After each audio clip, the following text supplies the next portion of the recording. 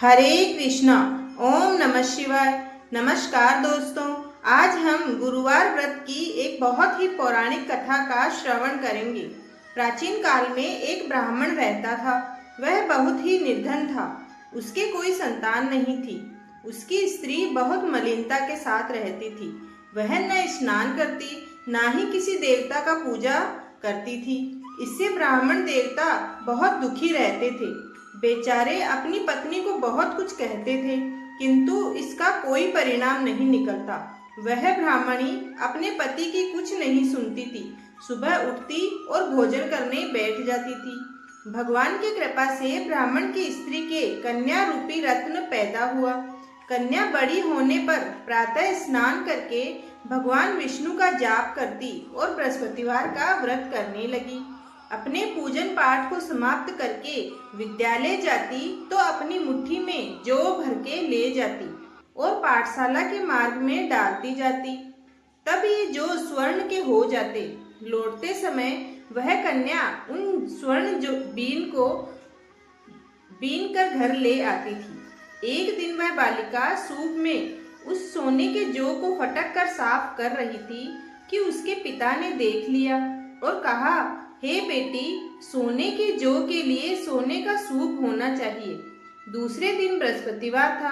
उस कन्या ने व्रत रखा और बृहस्पति देव से प्रार्थना करके कहा, मैंने आपकी पूजा सच्चे मन से की हो तो मेरे लिए सोने का सूप दे दो। बृहस्पति देव ने उसकी प्रार्थना स्वीकार कर ली। रोजाना की तरह वह कन्या जौ फैलाती हुई जाने लगी। जब लौटकर जौ बीन रही थी तो बृहस्पति देव की कृपा से उसे रास्ते में सोने का सूप भी मिल गया। वह उसे घर ले आई और उसमें जौ साफ करने लगी, परंतु उसकी माँ का तो वही का वही ढंग रहा। एक दिन की बात है कि वह कन्या सोने के सूप में जौ साफ कर रही थी। उस समय उस शहर का राजपुत्र वहां से होकर निकला। इस कन्या के रूप और कार्य को देखकर मोहित हो गया तथा अपने घर आकर भोजन तथा जल त्याग कर उदास होकर लेट गया। राजा को जब इस बात का पता लगा तो वह अपने प्रधानमंत्री के साथ उसके पास गए और बोले, हे बेटा, तुम्हें किस बात का कष्ट है? किसी ने अपमान किया है अथवा कोई और कारण है? जो भी कारण है मुझे कहो, मैं वही कार्य करूंगा जिससे तुम्हें प्रसन्नता हो।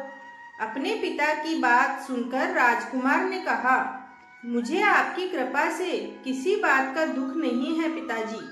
किसी ने मेरा अपमान भी नहीं किया है, परंतु मैं उस लड़की से विवाह करना चाहता हूँ जो सोने के सूप में जौ साफ कर रही थी। यह सुनकर राजा आश्चर्य में पड़ा और बोला, बेटा, इस तरह की कन्या का पता तो तुम ही लगाओ। मैं उसके साथ तुम्हारा विवाह अवश्य ही करवा दूंगा। राजकुमार ने उस लड़की के घर का पता राजा को बतलाया। तब मंत्री उस लड़की के घर गए और ब्राह्मण देवता को सारे हाल बताए। ब्राह्मण देवता राजकुमार के साथ अपनी कन्या का विवाह करने के लिए तैयार हो गए तथा संपूर्ण विधि विधान के साथ ब्राह्मण की कन्या का विवाह राजकुमार के साथ हो गया। कन्या के घर से जाते ही पहले की भांति उस ब्राह्मण देवता के घर में गरीबी छा गई। अब भोजन के लिए भी अन्न बड़ी मुश्किल से मिलता था। एक दिन दुखी होकर ब्राह्मण देवता अपनी पुत्री के पास गए। बेटी ने अपने पिता को दुखी अवस्था में देखा और अपनी माँ का हाल पूछा। तब ब्राह्मण ने सारे हाल कह दिए। कन्या ने बहुत सारा धन देकर अपने पिता को विदा कर दिया। इस तरह ब्राह्मण का कुछ समय सुखपूर्वक व्यतीत हुआ। कुछ दिन बाद फिर वही हाल हो गया।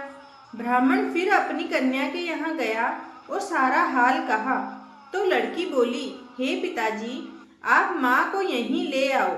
मैं उन्हें वह विधि बता दूंगी जिससे गरीबी दूर हो जाए।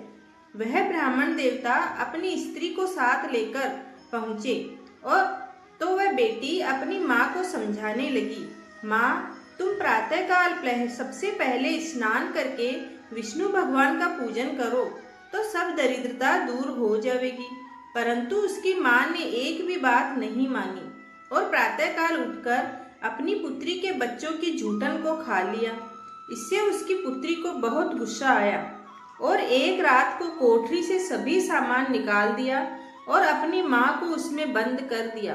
प्रातःकाल उसे निकाला, स्नान करा के पाठ करवाया तो उसकी माँ की बुद्धि ठीक हो गई और फिर वह प्रत्येक बृहस्पतिवार को व्रत रखने लगी। इस व्रत के प्रभाव से उसके माँ बाप बहुत ही धनवान और पुत्रवान हो गए और बृहस्पतिवार के प्रभाव से इस लोक के सुख भोग कर स्वर्ग को प्राप्त हुए। भक्तों, अगर आपको ये कहानी पसंद आई हो तो चैनल को जरूर सब्सक्राइब करें और मुझे सपोर्ट करें। धन्यवाद।